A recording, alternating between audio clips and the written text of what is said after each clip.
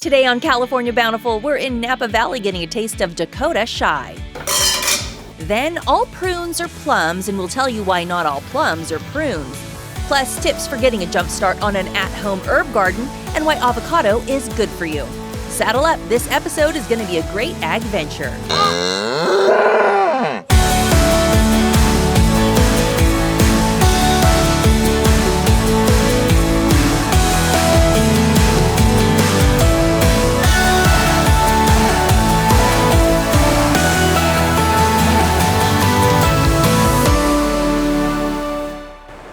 Hello and welcome to California Bountiful. I'm your host, Aubrey Aquino, and for this episode, we're coming to you from beautiful Napa Valley wine country.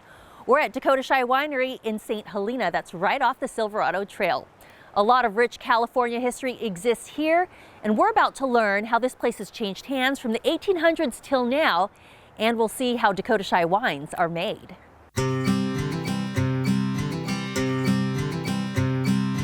A 6-acre parcel nestled right at the base of Pritchard Hill on the Silverado Trail side of Napa Valley.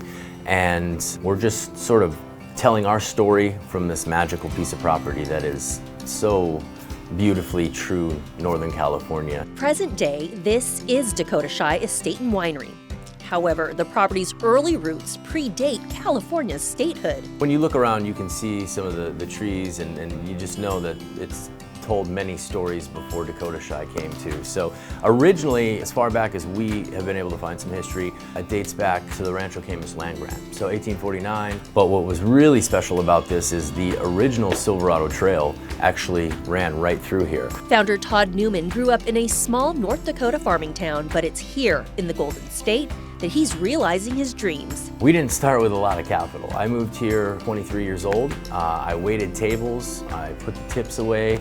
I was fortunate enough to engage and host some farmers locally, and they put me on a vineyard site after 5 years of saving my tip money and scrubbing barrels with Tom, who's my partner and winemaker at Dakota Shy. We bought a couple tons of grapes, and that was the beginning. It started with 117 cases of wine, and the idea was that, look, we can't have a winery. I mean, we don't come from the means in which we could build a winery. We'll run wineries for the folks who have the means to do so. But if we had 50, 100 cases, 20 years of that, that'll be a nice retirement fund of sorts. That's how it really got birthed. Todd credits his winemaker, Tom Garrett, for producing world-class wines that under-promise and over-deliver. Our goal has been to work with a wide range of growers so that we can show off the diversity of Napa, show off individual sites. Getting to work directly with growers, vineyard managers, and being outside in the vineyard, that's kind of what is my biggest thrill. Once we get fruit to the winery, just the smells and well, obviously the tastes of fermentation. Each year, harvest is, it's the most exciting time of the year. The ability to create a product, put it into a bottle, and then put it on somebody's table for them to enjoy with friends and family, that's a huge part of the satisfaction we get from making wine. Acclaimed for their Napa Valley Cabernet Sauvignon, Tom took us through some of the finer points of winemaking. The west side having more classic Cabernet character, a little bit more savory. The east side being richer, jammier flavors. And I love both of those components for individual single vineyard wines, but also to make combinations for like our Napa Cab, which is really a blend of 12 different sites. Once fermentation is complete, the wine goes into barrel, and it spends about 20 months on average in the barrel. So it's a big part of the wine's life. The wines are also picking up a small amount of aroma and flavor from the barrels, as well as some additional tannin from the oak barrels themselves. So Tom, I've got my wine glass. We're by the barrels, and you were saying we could do some barrel tasting. That's right, barrel tasting. This is the thief. So we're gonna steal some wine out of the barrel. This is a 2021 vintage Cabernet Franc, but this is close to being bottled. So at this point, the wine that we're tasting is somewhat representative of what is going to go in a bottle. It's a wine that tastes delicious now. Stick our nose in there and enjoy the aromatics. Wow.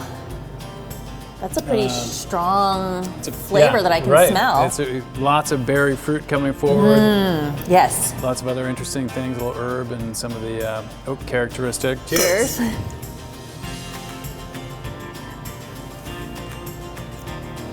That's pretty good. It's a young, powerful wine. Yes. Dakota Shy also wants to change the narrative surrounding wine. People associate wines with a level of wealth at times, I think, and a level of education perhaps. And it's not that. I mean, real winemaking is frankly, it's farming. The dirt makes the wine. We're really just the nurturers, and we bring it into the cellar and we keep it fed and we keep it warm and we give it its ability to do what it does. And great wines can sometimes be made that way. And so for us, it's about farming. It's not about the ultra fancy. I certainly enjoy nice things, and luxury is something I didn't grow up with or really understand, but we always try to talk about here as being the base of humble luxury. Our story is in the bottle, right? We all have these stories to tell. All of our stories are good stories.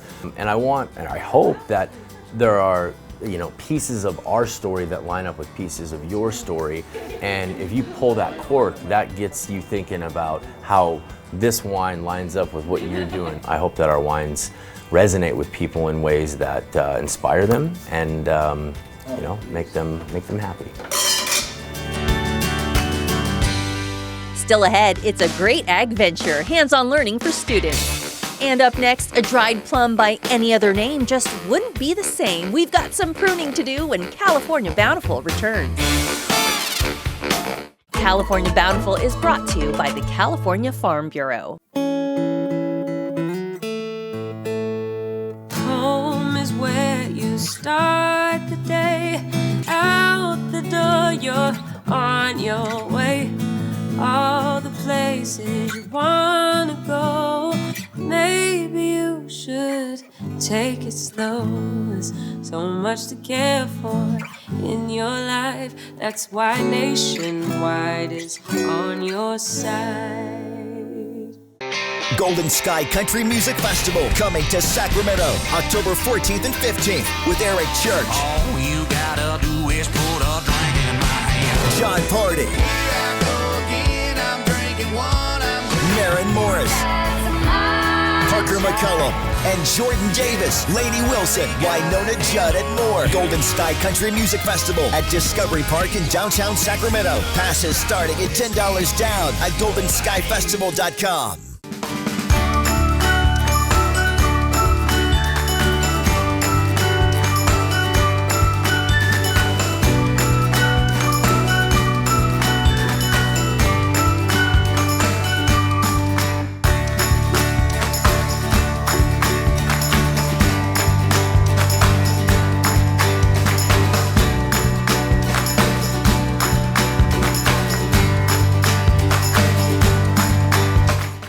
This segment brought to you by California Prunes.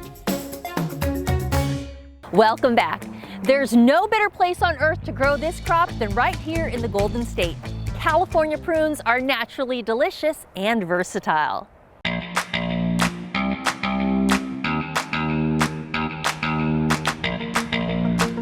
A prune is actually a dried plum. It's just a piece of fruit that's grown on a tree in an orchard and then dried specifically to become a prune. So we like to say that although all prunes are plums, not all plums can be prunes. Growing prunes in California is part of a family legacy for many of the California farmers who've made the state the largest producer of prunes. I've heard growers explain that prunes can be prima donnas of trees. They do take a lot of craftsmanship and care and attention. So if you're a prune grower, you're paying a lot of close attention to your trees, and you really have to know what you're doing. And I think we see that in the multi-generational families that have been growing prunes in their families for a really long time. And while prunes may stereotypically be associated with older generations, I think people forget about prunes. They just aren't thinking of them. And so people don't tend to carry as much baggage about prunes as we think of with the connotations that come along with it. And once they realize how delicious and tasty they are, we kind of win over their hearts and minds. And so we're really wanting to show people how versatile they are. they're making a comeback because what's old is new again, and the fruit offers many benefits. They have a low glycemic index, so they're really great to keep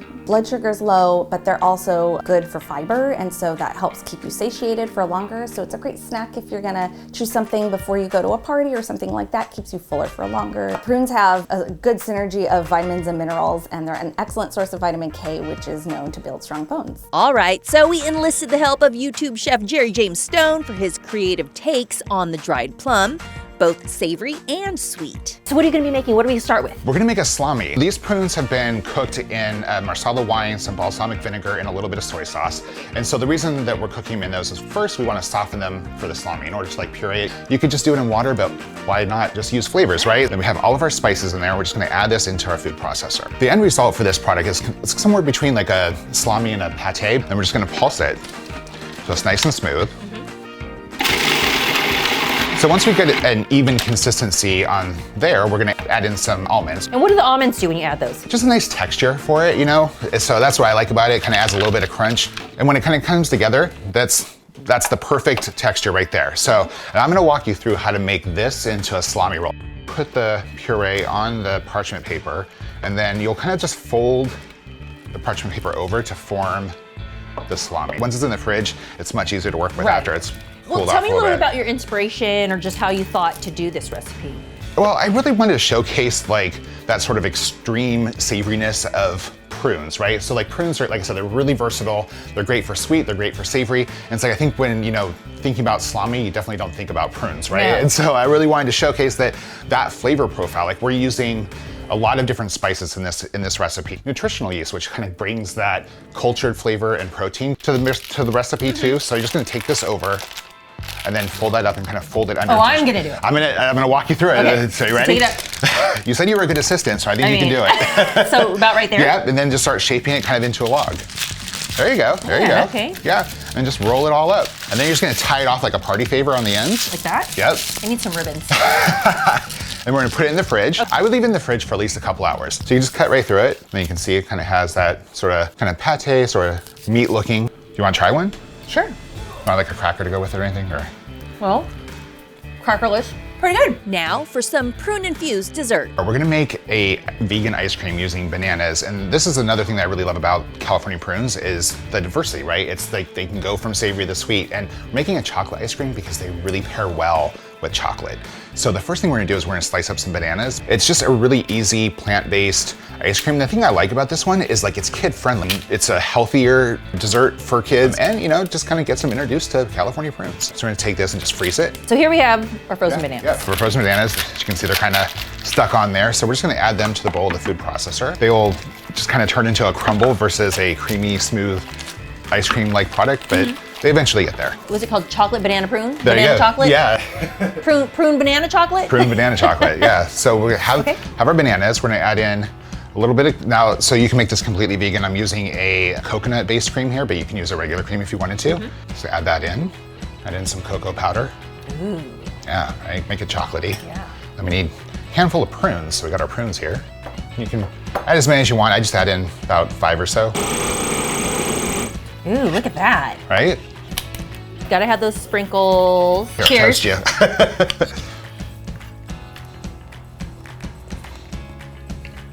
Mmm. Taste of bananas. Yeah. Oh, I love the crunch of the nuts on top of the sprinkles. Yeah, but just easy. Jerry, this is delicious.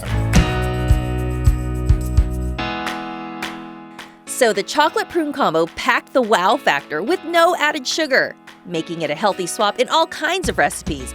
But what truly sets California Prunes apart, they're always in season, offering a versatile flavor for tasty, one-of-a-kind depth to dishes both savory and sweet. California Prunes are good every day in so many ways. One-of-a-kind flavor with plenty of health benefits. I'm all about it. Still to come, let's get growing. Tips for an at-home herb garden. Plus, we head to Paso Robles for great AGventure activities. Don't go away. California Bountiful will be right back. California prunes are a fabulous way to add a touch of sweetness, rich flavor, and moisture to your favorite recipes. Did you know that prunes can also replace the sugar, fat, or eggs in baked goods? Whether you're using prune puree to make teriyaki sauce, dicing prunes for smoky enchilada sauce, or just using them as a highlight on your next charcuterie board, you can count on prunes to enhance the flavors in all of your dishes, both savory and sweet. Plus, prunes support gut, bone, and heart health. Now that's what we call good taste. Sometimes we lose, sometimes we win. Sometimes we try to fit it all in. Sometimes we don't know what's in store. Sometimes we find what we're looking for. Sometimes we're rolling easy and free. Sometimes 1 and 1 makes 3. So much to love along this ride. That's why Nationwide is on your side.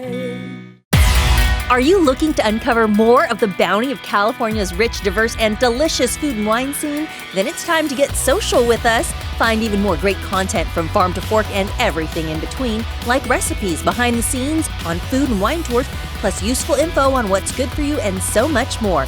Join an engaging community of like-minded foodies and tell us what great story ideas you have for us too.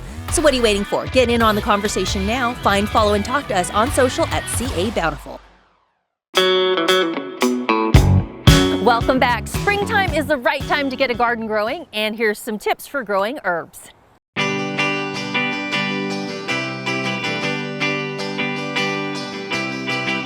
Hi everyone, I'm Christina here with Green Acres Nursery and Supply, and today I'm going to teach you how to do an easy pot up for an herb garden. So the first thing we start with is, of course, you choose the pot that you want.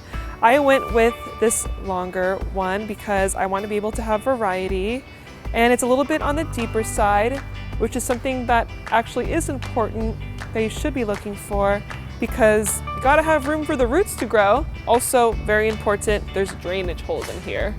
Really important that you get something that has drainage holes, and if not, you can just make them yourself. If you have the power tools, or you can borrow your neighbors, you should definitely drill some holes in there. So the first thing I'm gonna do is pour some of this potting soil. This is good for herbs because this soil was created to put in a pot because it has a little bit more aeration in it. It won't necessarily get soggy or sit in water. So this is perfect for a pot. I'm gonna pour it in the pot here, just like that. Nice and fluffy soil. And then I kind of just sort of spread it around. Just like that. You don't want to fill it to the top. That's really important. Like I put it about 3/4 full so that it's easier for me to plant the herbs. I have some herbs here that I love to plant in the springtime, summertime. I have this lemon basil here. If you never tried lemon basil, definitely go for it. It's so delicious. It's so good. So I have a lemon basil that I'll be planting here. And then got even more experimental here with this purple basil. I've grown purple basil before. It's really good. It's similar, slightly similar taste to the Italian basil, but it just looks so beautiful, like in a salad. So something different here, the purple basil. I have oregano, but not just your normal oregano. I have Greek oregano, which is slightly different. And it's actually pretty popular here at our nursery. So I'm gonna try it this year. I'm gonna put it here with my basils. And then I have here one of my favorite, just a classic sage, just the classic green sage, really yummy. Reminds me of Thanksgiving. I love this herb. Every herb has different wants and has their seasons. For example, these basils will do so well all summer long into fall, but as soon as it gets cold and we have our first cold spell, they will suffer because these herbs here, they love the summertime, they love the heat, they love the sun. So when it starts to get cold, they'll basically just kind of die back. So this is meant to be like a seasonal thing. And also you don't want it to really live in here forever anyways, because these herbs aren't necessarily meant to live in these pots for all their lives because they do get kind of big.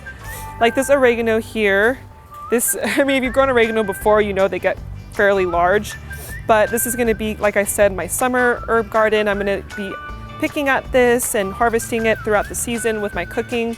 And if I feel like I need to, I can always put it in my garden if it starts to get too big for the pot. And then same thing with this green sage. They do tend to get kind of big. So I'll let it live in here for a while, use it for my cooking, and then I will see if, maybe down the road I can replace it, put it in my garden, keep cutting it back, see what I feel, because that's what gardening is all about. The first thing I like to do is add a little bit of my fertilizer here, mix it into the bottom, and I sort of just create a little hole, and then I plant my first herb. So I will break this up a tiny bit, not too much though still, just to help stimulate growth. Put a little bit of my Sure Start, and then I just set it there. I just sort of go in with my hands and just start filling it with soil, just like that. And like I said, you don't want to fill it all the way to the top because then it doesn't give it room for the water to drain, and that's very important. You want to make sure that it's draining, and when you go in and water it for the first time, a lot of the soil will sink, so you might want to go back and add a little bit more soil, just in case. But yeah, needs of these herbs, it's important to make sure they're in full sun. You want to make sure they're in a very sunny spot at your house. They require moderate water, especially in this pot, so making sure you water them a few times a week. And yeah, like if you want them to do well, you can fertilize them 1 to 2 times a month, just to make sure that you're feeding them and that they're staying healthy. And to finish it off, I always love putting my tags in here so I can remember the variety of the herb that I planted. Good luck with those herb gardens. We've got more California Bountiful on the way, but first, here's what's good for you. Hi, my name is Tawny. I am a registered dietitian, cookbook author, and owner of the popular food blog Kroll's Corner. Today we're talking all about avocados, America's favorite fruit. Every meal I think tastes better when California avocados are involved. Eating avocados are key to a healthy diet, plus they're associated with a reduced risk to several chronic diseases, including heart disease and certain cancers. Avocados are also low in saturated fat, a great source of fiber, and only 80 calories per serving. California avocados are packed with necessary vitamins and minerals like vitamin C, E, K, and B6, which support a healthy immune system and may help with weight management and type 2 diabetes. You can try avocados in several ways, not just on avocado toast. Try them in smoothies, salads, and even in your favorite desserts. For recipe ideas, visit KrollsCorner.com and be sure to try my black bean avocado brownies and my creamy avocado pesto. Grab some avocados today and enjoy the creamy goodness of California avocados. Coming up, hundreds of 4th graders enjoy a day filled with agriculture and adventure. You're watching California Bountiful.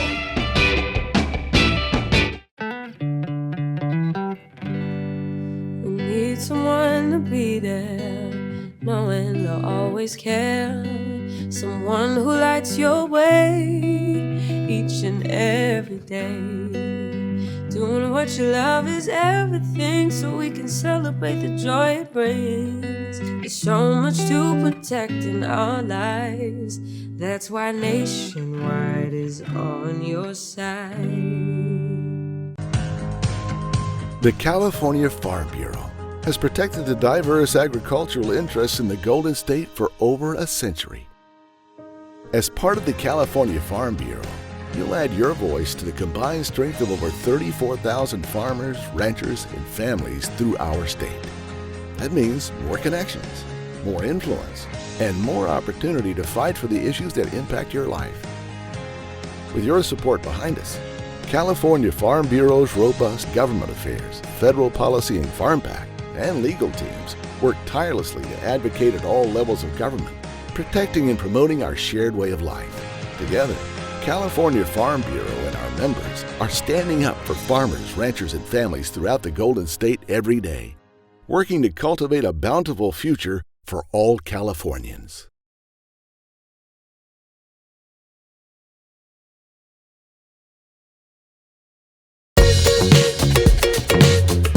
Welcome back.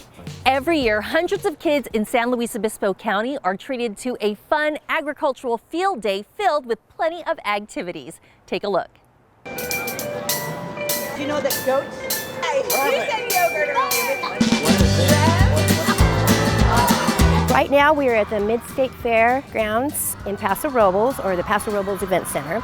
And I have 45 presentations, agricultural professionals who give presentations to the county's 4th grade students. We have over 1,200 students here, and they will go from rotation to station. Each of them receive 5 presentations representing plants, animals, farm machinery, an activity, and a science. They have a blast. Now, they don't get to see every single presentation on the fairgrounds because we take the whole fairgrounds up, but they do get to see a good part of it. The great AGventure, the San Luis Obispo County Agriculture Education Committee, partners with our main grant trustee. It's the Harold J. Miosi Charitable Trust, and so they're we're able to offer this to the students and teachers for free. I really love the working cow dog. The Pasco family does an amazing job. The apple grafting is always popular. The owl pellets, where the kids go through the owl poop and find bones and such, that's always a good time. Cal Poly's tractor pool is up here. The water bike is another fun thing. It's all good. Butter making. The kids get to make butter, so it's a lot of fun. We try to expose them to as much as we can, and if we have the opportunity to get agriculture in front of these young kids, it creates conversation when they go home. Parents, gets them interested, and hopefully we get some kind of message to them. Has anyone ever seen a cow or a goat chew its cud? I'm surprised. We live in an amazing agricultural county. You know, there's ag everywhere, and it is amazing how little these young people know about agriculture. You know, their parents are removed from the farms, they're removed from the farms, you know. So it's very important that we get this kind of activity in front of these young people so they understand where their food comes from. We have the FFA program. That's good for the little kids to see, you know, these young high schoolers, like the kids roping back behind me, teaching them. So it's fun. Their excitement when they leave the fairgrounds, well, there's a cow.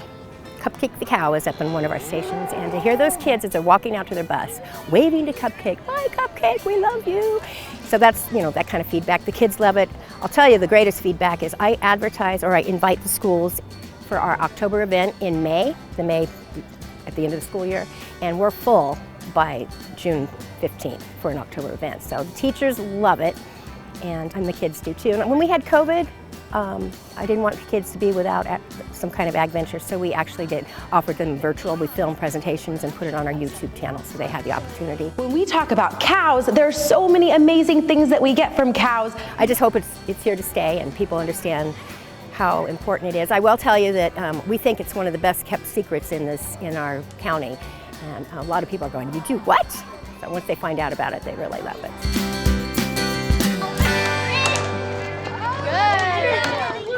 What a fun day for those fourth graders, and they learned a lot too. And that's going to do it for this episode of California Bountiful from Dakota Shy Winery in Napa Valley. We'll be back next week with a new show and more Bountiful stories. Until then, you can check us out online at californiabountiful.com. I'm Aubrey Aquino. Take care and have a great week. Coming up on the next episode, we head into the Southern California living desert for a hands-on experience feeding some friendly herbivores a California-grown diet.